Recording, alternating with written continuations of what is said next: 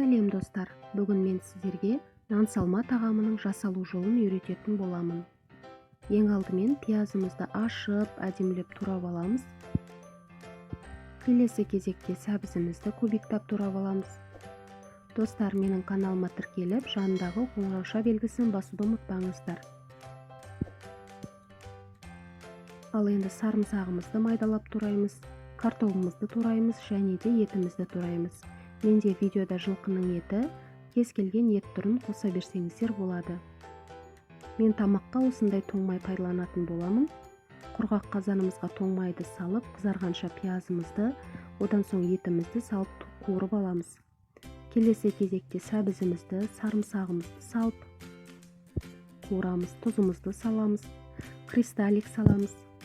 Одан соң картопымызды салып, томатымызды салып, қызарғанша қуырылған соң, салқын суымызды құйып, қайнаған соң астын баяу отқа қойып қоямыз.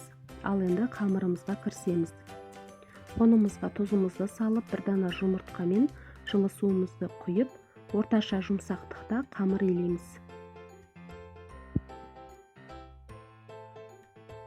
Қамырымызды илеп алдық, енді зуалаға бөлеміз. 2 зуала шығу керек. Қамырымызды осылай зуалалап алғаннан кейін демалу үшін салафанға салып 5-10 минутқа қойып қоямыз. Міне біздің қамырымыз демалды, енді жая беруге болады.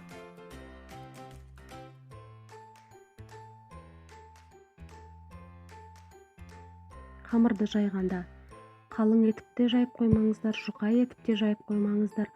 Қамырымыз орташа болу керек.